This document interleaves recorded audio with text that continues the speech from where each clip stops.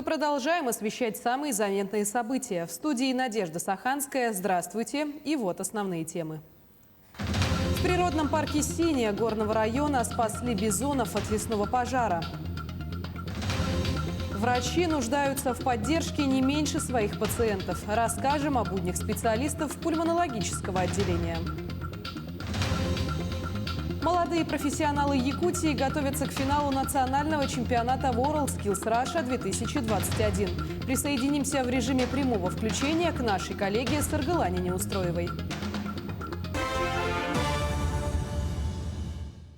Для усиления инженерного подразделения Восточного военного округа для ликвидации лесных пожаров в Якутии дополнительно выделено несколько единиц инженерной техники. 18 августа ее погрузили на платформы. В республику техника прибудет по железной дороге. За прошедшие сутки сводный отряд совместно с силами МЧС России в районе поселка Бяскёль оборудовал 300-метровый участок минерализированной полосы западнее населенного пункта. Также военнослужащие оказывают помощь местному населению по вывозу мусора от сгоревших зданий и построек. Всего совершено 34 машинорейса, вывезено более 30 тонн мусора. На территории 5 гектаров осуществлялось тушение отдельных мелких очагов пожаров. К мероприятиям привлечено 128 военнослужащих и задействовано 19 единиц специальной техники. Выполняем задачи по мониторингу пожаров и переброске десанта из одного очага на другие очаги пожара. Помимо этого работаем, тушим пожары с помощью водосливного устройства. Везде, в принципе, горит по-разному. Работу усложняет видимость, горизонтальная видимость. Сегодня направляемся на северо-восток по тушению также пожаров с помощью водосливного устройства и высадки, переброски пожарных расчетов.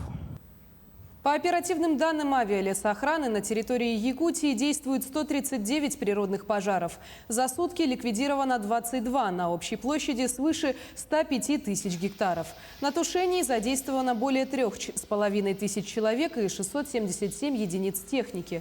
В населенных пунктах Кырыкый, Ударник, Ергелёх, Едяй, Артосурт, Мельжихси и Фрунзе задействованы специалисты МЧС России. Проводится работа по расширению минерализованных полос и тушению отдельных очагов. В зависимости от погодных условий планируется применение авиации вблизи населенных пунктов Кылаи, Амга, Эльдикан, Тумул, Кюбцы, Синск и природного парка Ленские столбы. За сутки авиация МЧС России применялась на территории Верхневилюйского, Чурапчинского, Намского и Хангаласского районов. Выполнено 27 вылетов, совершен 41 сброс и слито 290 тонн воды. В горном районе Якутии от лесного пожара спасли бизонов, обитающих в природном парке Синяя. По информации дирекции биологических ресурсов Минэкологии Якутии, огонь начал окружать бизонарий. 5 пожаров, пришедших извне, объединились в один. Возгорание отгоняли его с юго-востока и смогли справиться. Но затем, с изменением направления ветра, огонь начал наступать с западной стороны. Как раз в это время в природный парк прибыла техника и 2 квадроцикла, что помогло переломить ситуацию. Группа журналистов, выехавших сегодня утром в Усть-Алданский район с делегацией Министерства строительства Якутии, сейчас работает в районном центре района в селе Барагонцы. Именно здесь по федеральным программам «Жилье и городская среда», «Демография» и «Образование» строится ряд объектов. Более подробно о них на прямой связи расскажет мой коллега Дмитрий Тымыров. Дмитрий, здравствуй, передаю тебе слово. Надя, здравствуй. Сейчас мы находимся на 3-м объекте. Это селе Барагонцы. Это, получается, у нас строящийся многофункциональный оздоровительный спортивный комплекс. Ну, а ранее мы побывали, получается, у нас был здесь первый объект. Это 44-квартирный жилой дом, куда в следующем году будут переселены жильцы по программе переселения из аварийного и ветхого жилья. Следующим объектом у нас, получается, стал культурный дом культуры. Это у нас данный объект у нас строится по региональной программе. Это у нас культурный центр Тойон Мюрюим имени Никифорова Кюльмнюря. Ну а более подробно, если рассказать по третьей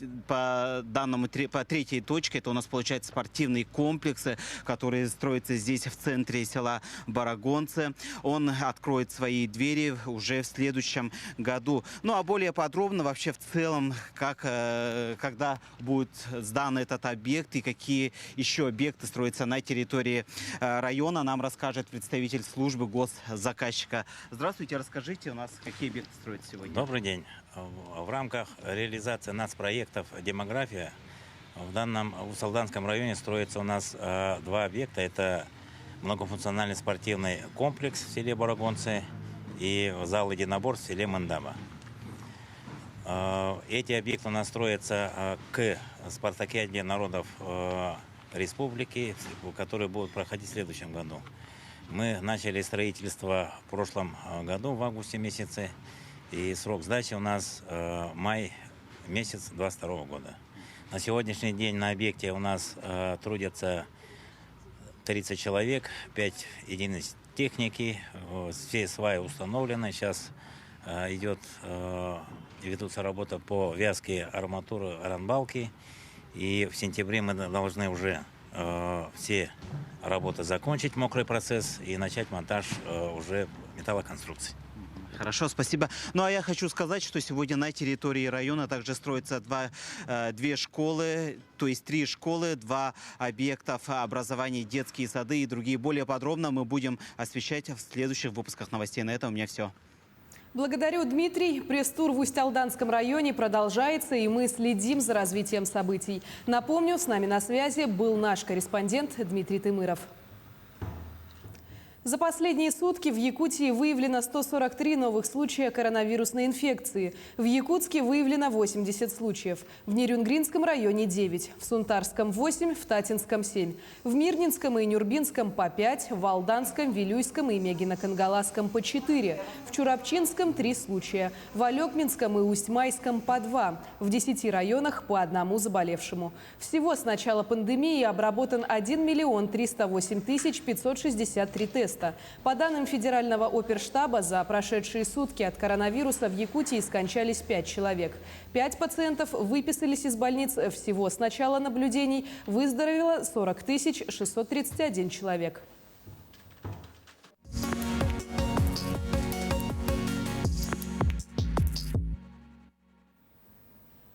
Ежедневно через приемный покой пульмонологического отделения Якутской республиканской клинической больницы проходят порядка 20 пациентов. Туда поступают по направлениям поликлиники, скорой помощи или других стационаров. В само пульмонологическое отделение ложатся пациенты с тяжелой формой заболевания. Работа в отделении не прекращается ни на минуту. Подробности в материале Валерии Наумовой.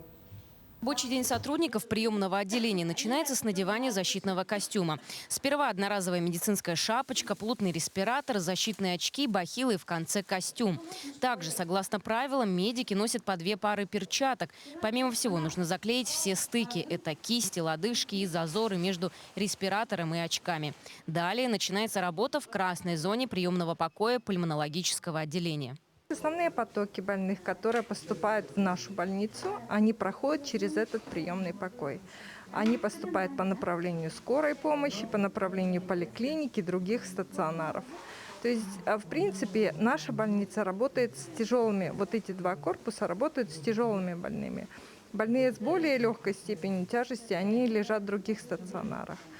Поэтому здесь, в этом отделении, в приемно-диагностическом, происходит основное распределение, так называемая сортировка больных по степени тяжести и по направлению их в отделение. В последнее время участились случаи заболевания COVID-19. В основном сейчас врачи наблюдают заражение внутри семьи. Также коронавирусная инфекция начинает мутировать и появляются новые штаммы. У нас, например, выявление какого-то штамма, понятие, что этот штамм индийский или это штамм бразильский, не имеет никакого большой роли, да, потому что, в принципе, мы их всех лечим одинаково. Они лечатся одними и теми же препаратами, но единственное, конечно, тяжесть таких больных, она бывает разная. В последнее время идет очень много тяжелых больных. То есть они очень быстро прогрессируют и уходят в так называемый острый респираторный дистресс-синдром, когда требует более такой интенсивной терапии. У кого-то болезнь протекает легко, а кто-то, к сожалению, попадает в цепкие лапы вируса и борется за жизнь. В любом случае, врачи на совесть делают свое дело, не оставляя ни одного пациента без должного внимания и ухода. У пациентов пульмонологического отделения есть свои советы, как избежать этой болезни. Только вакцинация спасет мир, доброта. И вот эти люди. Зайдет такой белый чертик и думаешь, видел, не видел, видел, не видел. Ведь не узнаешь за всеми этими масками. Но отношение очень хорошее. То, что помогает, тоже довольно-таки. Вот так вот в таком костюме проводят всю свою рабочую смену врачи ковидного стационара. Рабочая смена длится от 8 до 16 часов. И сказать, что в данном костюме находиться тяжело, это ничего не сказать. Снять костюм – это тоже целая техника. У всего есть своя очередность и отдельные баки для дезинфекции. После нужно принять душ, и уже можно переодеваться в свою одежду, в которой пришел. Рабочий день закончился, но завтра опять нужно вступать в бой с болезнью и спасать людей. Валерия Наумова, Павел Пахомов, Якутск. Тем временем в Якутске проходит подготовка к финалу национального чемпионата «Молодые профессионалы WorldSkills Russia 2021». Республику в этом году будут представлять 32 конкурсанта и 26 экспертов по 26 компетенциям. Подробнее расскажет наш корреспондент Саргылана Неустроева. Саргылана, приветствую. Готовы ли участники? Приветствую, Надежда. Но я думаю, что участники очень даже подготовлены. Сейчас я нахожусь в медицинском колледже, где как раз здесь, на базе училища, и проходят свою подготовку участницы чемпионата по компетенции эстетическая косметология. Всего их двое: юниорка и молодой профессионал. Так, например, Надежда, которая сейчас сидит рядом со мной, несмотря на юный возраст, ей всего 14 лет, уже успела завоевать золото на региональном чемпионате республики. И сейчас она приступила к активной подготовке участия уже в финале чемпионата WorldSkills, который в этом году, кстати говоря, пройдет в Уфе. Между тем, в прошлом году Якутия завоевала 9-е место и вошла в топ-10 лучших регионов страны. Также завоевала номинацию «Прорыв года». Подробнее же о том, как пройдет финал чемпионата, нам рассказала Анастасия Захарова. Это руководитель Центра развития профессиональных компетенций. Предлагаю послушать. Финал, сам чемпионат начнется открытие 25 августа и закончится это все 29 августа. В этом году мы в связи с сложившейся эпидемиологической ситуацией, у нас подготовка идет очень растянута, то, что чемпионат у нас сам тоже финал переносился в связи с эпидемиологической ситуацией, организаторы переносили, и подготовка у нас тоже точечно идет, то, что кто-то готовится у себя дома, выезжает, потом здесь у нас, допустим, эстетическая косметология у нас готовится тоже на базе Якутского медколледжа. Девочка у нас юниор, она уже сперва она готовилась онлайн в формате дистанционном, а сейчас уже перед самым выездом мы готовимся практические навыки. Что ж, будем надеяться, что подготовка в условиях пандемии никак не повлияла на профессионализм наших участников. Будем за них болеть и пожелаем удачи. А к этому часу у меня все. Надежда. Благодарю, Саргылана. Я напомню, с нами на связи была наш корреспондент Саргылана Неустроева. К этому часу это все новости. Мы продолжим следить за развитием событий. Оставайтесь с нами.